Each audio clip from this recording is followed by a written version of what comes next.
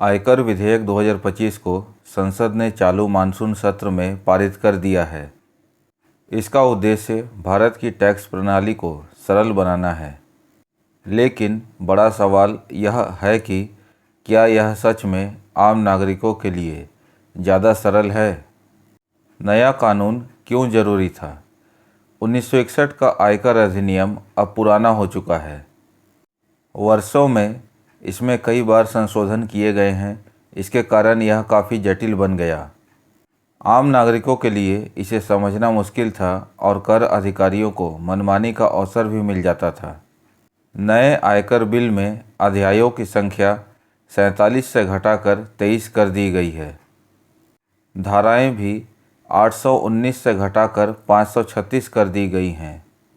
इसके अतिरिक्त अधिक स्पष्टता प्रदान करने के लिए तालिकाओं की संख्या 18 से बढ़ाकर 57 और सूत्रों की संख्या 6 से बढ़ाकर 46 कर दी गई हैं।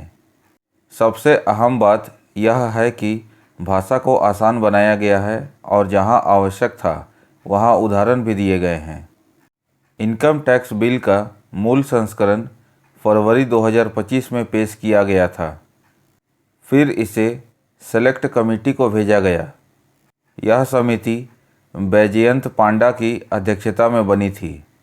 कमेटी ने नए बिल की अधिकांश भाषा को बरकरार रखा, लेकिन कई बदलावों की सिफारिश भी की।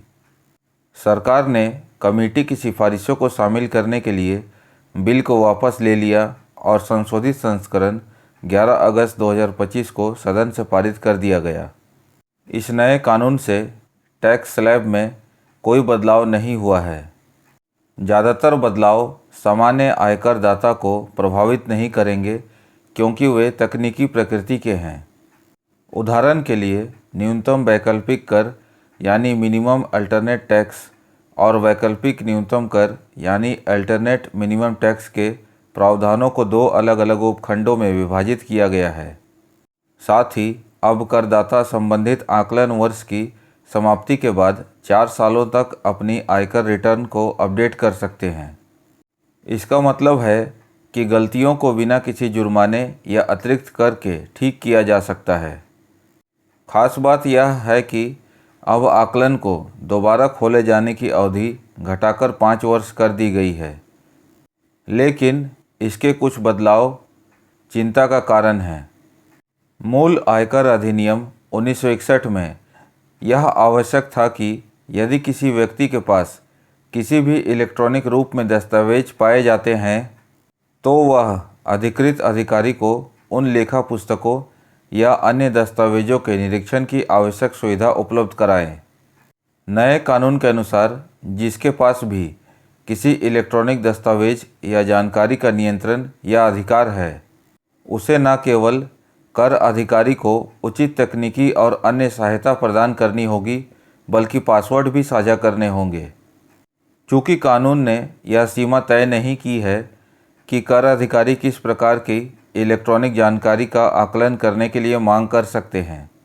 इसका अर्थ यह है कि आवश्यकता पड़ने पर करदाता को अपने सोशल मीडिया और व्यक्तिगत ईमेल के पासवर्ड भी देने पड़ सकते हैं।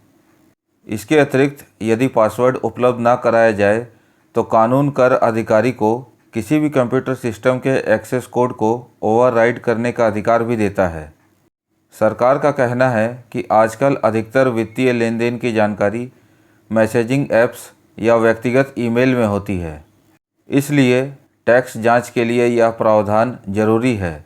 चयन समिति ने भी इसे स्वीकार किया। आखिर में निष्कर्ष के रूप में हम कह सकते हैं कि नया कानून निश्चित तौर पर भाषा और संरचना के मामले में आसान और करदाता हितैषी है, लेकिन इसमें जो डिजिटल एक्सेस संबंधी अधिकार दिए गए हैं वे निजता को लेकर गंभीर सवाल खड़े करते हैं।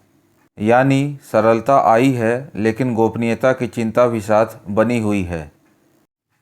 आपको ये वीडियो कैसा लगा? लाइक करें, शेयर करें और चैनल को सब्सक्राइब करें ताकि आपको ऐसे ही और यूज़फुल इनसाइट्स मिलते रहें। Thank you.